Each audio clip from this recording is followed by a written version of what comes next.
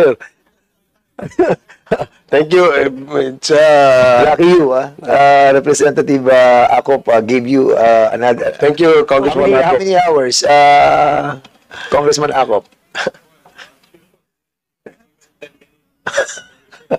10 minutes. Thank you, thank you. Additional. Thank you. Thank you, Mr. Chair. Thank you, Congressman Akop, for that generosity. Again, following the last manifestation of our colleague, Congressman Adjong, that we want to specify na we're not running after the vloggers. Kasi that's a new industry, di ba? And it's a tool also to inform the public, no, of important information, especially in relation to, say, politika, economics. We're only going to run after the purveyors of fake news. Yung fake news, no, especially those that issue statements that are libelous, slanderous. Alam naman po natin yan. I'm glad that we have vloggers here. Now, if I may ask our vloggers who are present here today, which I asked the same question earlier kay Miss Malutiki. Tinanong ko siya kanina kung kinakailangan ba tayo ay magkaroon ng isang regulatory policy or framework dito sa paggamit ng social media platform. At ang sagot niya, if I'm not mistaken, ang sagot po ni Malu Tikia kanina ay dapat. In fact, we can use the best practices abroad, ika nga, di ba? Yun ang ano. And we will definitely use that as our basis in crafting legislation as a product of this committee hearing. Now, we have three other vloggers present today. I remember si Mr. Mark. No, Mr. Mark, I will ask you the same question. Ikaw ba ay naniniwala na dapat ang social media sa Pilipinas o yung vlogging o vloggers dapat magkaroon ng code of conduct or regulatory policy sa paggamit ng social media platforms? Sa akin po, kailangan balansehin yung right to free speech and yung possible na pag-abuse nito kung saan nakakasobrang sakit ka na ng tao, libelous na, o hindi kaya tinatraidor mo na yung bansa. With that being said, sa akin po, ang tingin ko, kailangan hiwa-hiwalay po separate na usapan para sa AI, kasi po ibang problema po yung sa AI, dun pa lang ang dami na tayong magiging problema in the future. Tapos ibang usapan kapag yung vlogger naman ay being used by a foreign as a foreign agent or a foreign country. So pwede pong ihiwa-hiwalay po na ganun para at least we could solve yung pong mga malalaking problema na yon. But generally, that is a policy or a regulatory policy na dapat meron tayo. Yes po. Sa ngayon ba wala tayo niyan? Wala po. And there is a necessity. Yes po. For AI, tapos pagdating po sa mga foreign agents, wala po.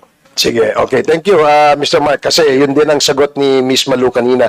Now, I'd like to ask Attorney Ricky. No? Attorney Ricky, do you also believe that there must be a regulatory policy in the use of the social media platforms in the country? Yes po, Mr. Chair, Honorable Congressman Ace Barbers. Kailangan, pero po, ako, hindi na dapat under amendment siya sa Cybercrime Prevention Act.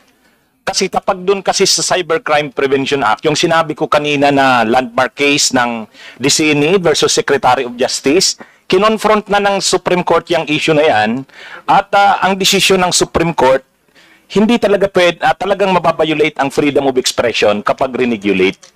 Kaya, ang maganda siguro, hindi na siya as freedom of expression. Dapat separate law talaga regarding proliferation of troll farms. Okay. Mas doon yung, hindi na siya sa, kasi ang troll farms, hindi naman freedom of expression yan So yun yung crime, yung pag-maintain ng troll farms na nagpo-proliferate ng fake news. To laymanise it, attorney, yung troll farms, parang isang sindikato. Yes po, Mr. Chair. Diba? Na ito ay mga bayaran na ang layunin ay manirang puri o hindi kaya ay what do you call that, yung to discredit, no? To discredit maybe a person, an organization, or public figures. Tama? Yes po, Mr. Chair. Saka, i-relate na din na yan ay conspiracy, parang sindikato na yan, maraming involved dyan. So, hindi siya freedom of expression. Hindi siya freedom of expression case or law. Tungkol talaga siya sa... Kasi kung dito, kasi yung kasing Disini, talagang freedom of expression case yung niresolve doon. So, pagka freedom of expression, by jurisprudence ng Supreme Court ngayon, ano pa siya malaki pa yung bias niya towards yung freedom of expression. Pero kung separate na law talaga, hindi lang amendment ng Cybercrime Prevention Act. Talagang yung parang sindikato na yung mga troll farms na yan, fake news. Okay. Sige po. The gentleman beside you is also a vlogger, no? I'm sorry I didn't get your name. Ross Del Rosario po. Ross, no? Sir Ross, ikaw, ganun din ang iyong paniwala, no? Yes, sir. I agree po. Meron dapat regulation, pero dapat crowdsource nga po, dapat within the community ng mga vloggers. Within the community. Opo. So, sa punto naman ng itong ano ba to, yung pagkalat, no, yung as a post is made, no, by someone, and then this post is libelous, kunyari, or slanderous, tapos shinare ng mga kasama niya sa sinasabi ni Attorney Ricky na membro ng sindikato, yung troll farm, no? So, sila ba'y dapat managot? Parang hindi po, kasi parang na-misinformed lang sila eh. Okay. So, naging influential yung nag-post. So, akala nila totoo. So, they reshared it. So, parang hindi po siya directly, parang na-misinform nga po sila dahil akala nila totoo. Dahil probably popular siya o celebrity or influential din. So, naapektuhan lang po siya. Parang naging very influential yung nag-share. Ay, nag-post. Okay. So, parang hindi po sila directly dapat parusahan. I'd like to ask also our resource persons, yung ating mga vloggers. You're familiar with the video na pinapakalat, no? Yung fake video where apparently our president is using drugs, no? So, anong ikaw, Miss Malutikya, what can you say about that video? Sir, I did not share the video. Yeah, but I'm just asking your opinion. Ano ba? Is that kasi marami nang nagsasabi na these are manipulated, these are AI generated, these are deepfakes. And you agree with those findings, correct? I held judgment for the simple reason that I haven't seen any documentation on the claim. So you haven't seen the video? I've seen the video, And but I chose not to share it for the simple reason that I haven't seen any authentication. so you have reservations? Yes. And I'm glad that you don't share something that you do not verify or validate. Sana ganyan po lahat ng vloggers, di ba? Kasi it seems that it's not the norm, no, of the vloggers.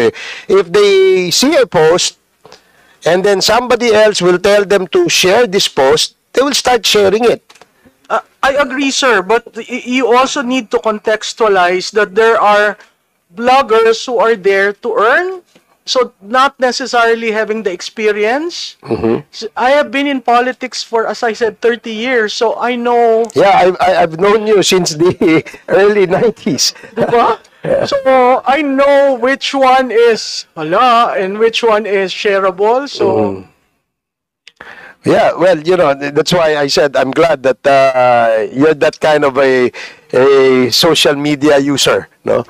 sir, it's very hard because when you see everyone sharing and then your followers are asking, why are you not sharing it? So there are times I've learned, since I've been bashed so many times, I've learned not to react. Early on, at the start of Facebook, I was reacting left and right. Well, I'm happy to hear that because isa kang matalinong vlogger. Hindi kagaya ng ibang mga vlogger na walang ginawa yun kundi mag-share, magmura, manira, at kung ano-ano pang iniimbento, di ba? Yes, Mr. Mark, what can you say about that video naman? Gusto ko lang din pong idagdag eh. Marami po tayong kababayan at kahit yung mga vloggers, hindi naman po sila tanga na hindi nila ma-distinguish ano yung fake news sa hindi. Ang problema po, kahit na merong pagdududa sa kanila kung totoo o hindi, if the video serves their narrative, if the post serves nung naratibo nila, if it supports the candidate na gusto nila, they will still share it. Nasa ganun na po tayong stage eh. But are you telling us that itong mga ganitong klaseng vloggers do not know the limitations of the freedom of expression or freedom of speech? The thing is, kasi po, there are gray areas eh. Merong mga videos na pwedeng 70% true, 30% not true. So, kahit maliit lang yung porsyento na chance na magkatotoo, sineshare pa rin. Tapos, pwedeng patanong, totoo kaya ito? Share, ganun. So, meron pong mga ways to circumvent just to push their narrative dahil ang gusto nila is masira si Pangulo. So they share a post even if they have not validated it or verified it, Yes. as long as it suits their narrative. O kaya inutos sa kanila, ginagawa nila. Opo. No? Kahit po yung mga ordinaryong Pilipino, ganun din. Okay, sige po. Salamat. Kay Attorney Ricky naman po at do sa kay Mr. Ross, ganun din po ang inyong paniwala. Ano ang masasabi nyo? Totoo po kasi it's all about alliances po kasi.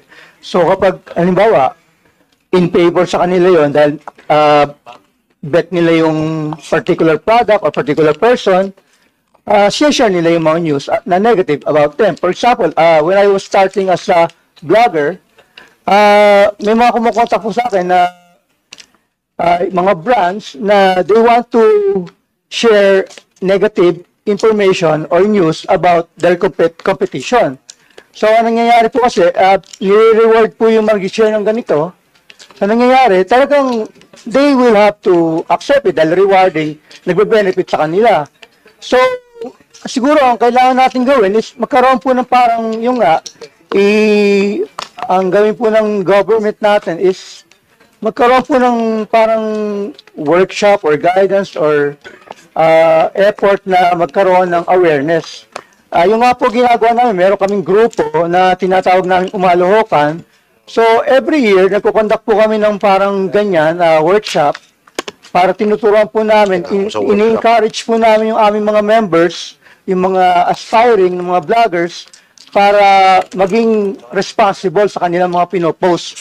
At din-discourage po namin yung mga nagmumura, yung mga naghuhubad, mga nagpapakita ng mga almost scantily clad na mga outfits. So, in-encourage namin sila na mas maging responsible sa kanilang mga posts. Kaya ano po, Alam mo, minsan may makikita tayong post, no? Pagka sa TV, dadaan yan sa isang masusing editing, no? Ganun din naman sa dyaryo, no? Pero sa social media kasi walang nag-e-edit eh. Kahit nga mismo yung, halimbawa, yung nakikita yung billboard sa EDSA. Diba? Yan, they are bound by certain rules, diba? Ano yung ilalagay mo doon. Pero yung mga fake news peddlers, pwede ba sila maglagay ng billboard sa EDSA, yung kanilang pinost na fake? Hindi. Kasi they know that they will be censored by the regulatory body regulating yung mga paggamit ng mga billboards. Kaya talagang kinakailangan talagang magkaroon tayo ng isang polisiya. Yung nananawagan ngayon dito sa social media na sinasabi na hanggang ngayon, wala nga, nagpe-press con nga yata sila at sinasabing freedom of speech. May abogada dyan sinasabi, freedom of speech. Kinakartel daw, sinosuppress daw namin. Yung attorney Trixie, vlogger din yon, di ba? She should know better. Abogada siya meron pa isa, si attorney Harry Roque. No, meron daw suppression of information highway. I don't know kung saan galing yon. Pero My point being is that we're not suppressing anything here. Kaya nga ho kayo nandirito because we want to consult you para magkaroon tayo ng polisiya.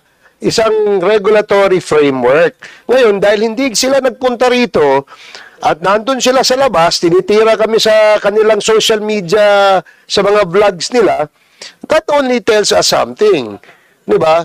Bakit takot kayo rito na magbigay ng inyong idea para magkaroon tayo kasi ayaw nyo magpa-regulate so that you can continue with what you're doing even though that you know na ito ay illegal? You're crossing the border of being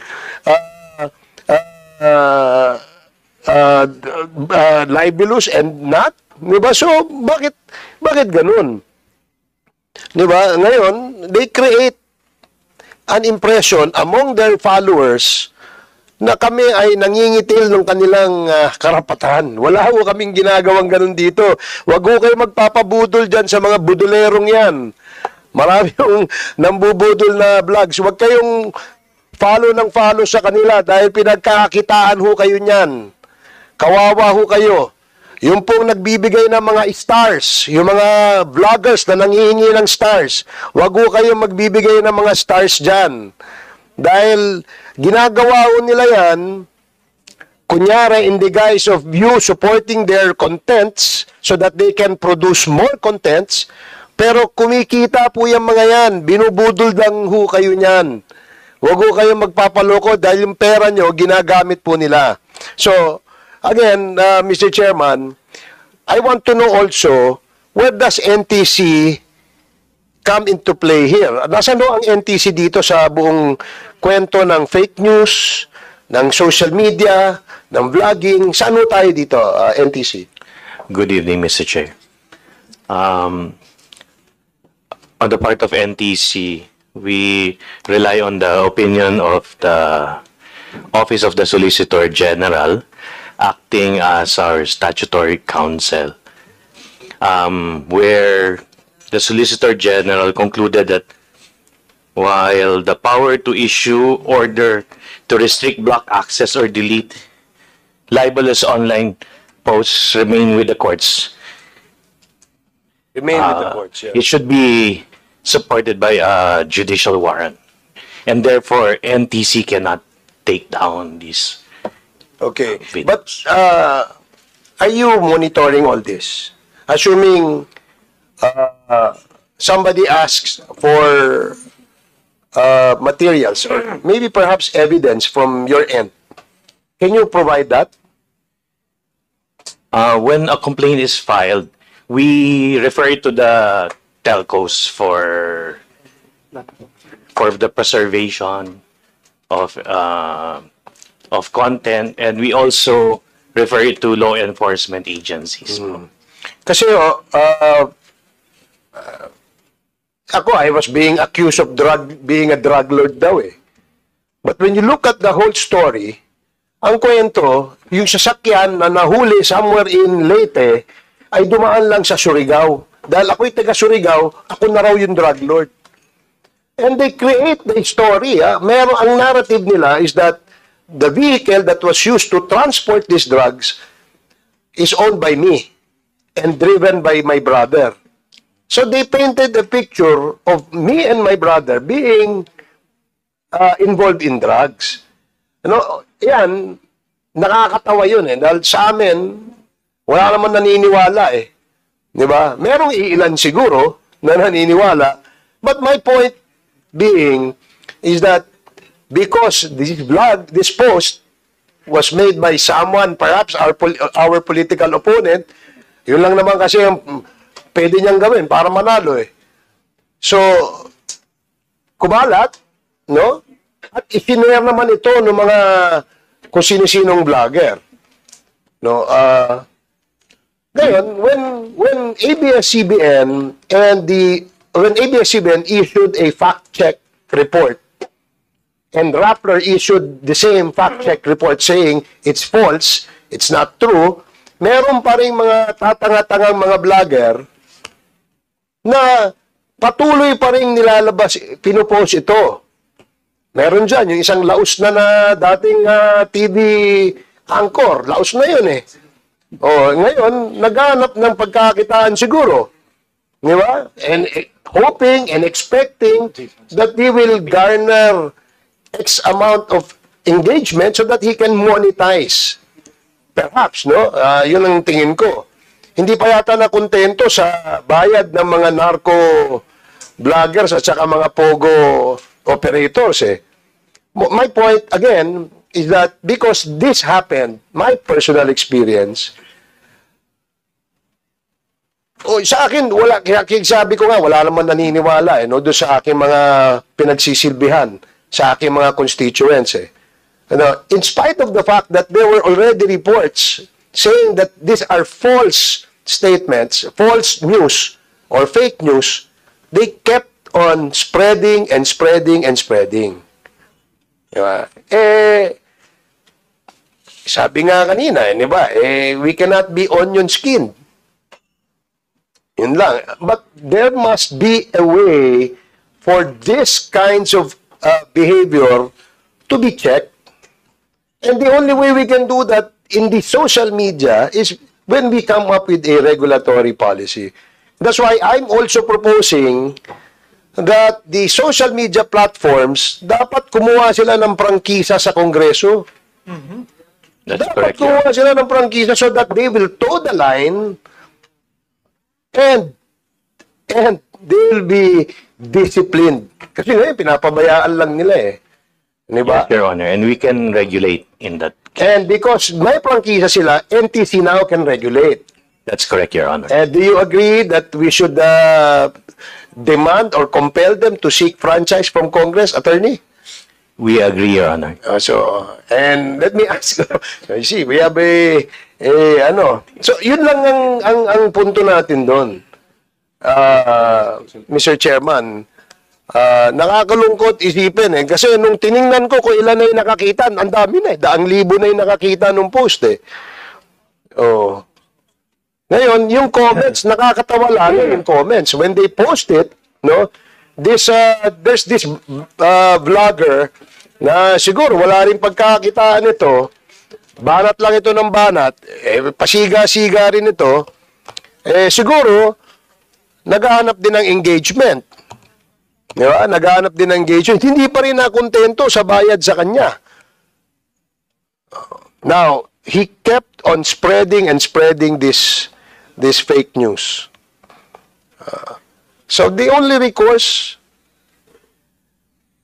in running after these kinds of people who abuse the social media is for us to pass a law. Kasi kung hindi, patuloy ang ganyan. Ang nakakalungkot, especially for a public official who is running for an office, a public office. Kunyari, kagaya kanina kay Senator Marcoleta, pag nasiraan siya na nasiraan, it may affect his winnability. Because may naniwala eh. Kapag mayroong naniwala, no? So, ngayon, dun sa mga vloggers na imbis na pumunta dito, magpahayag ng kanilang mga punto de vista, ika nga, o makadagdag man lang, makaambag man lang kayo sa paggawa ng batas dito, patungkol dyan sa inyong industriyang social media, hindi nyo ginawa, bagkus kayo ay nagpunta sa Supreme Court para magreklamo sa TRICOM. Yun, and they do this with bravado, ika nga. Sobra, di ba? Sobra yung yabang nito mga to. Mayabang nga sa post eh. But when you ask them to come here and, share your ideas here, they don't want. So, I'm glad that NTC has agreed with the position of this representation. Ngayon, doon naman po sa atin sa law enforcement, NBI and sa PNP, no, naiintindihan mo namin yung dilemma ninyo eh.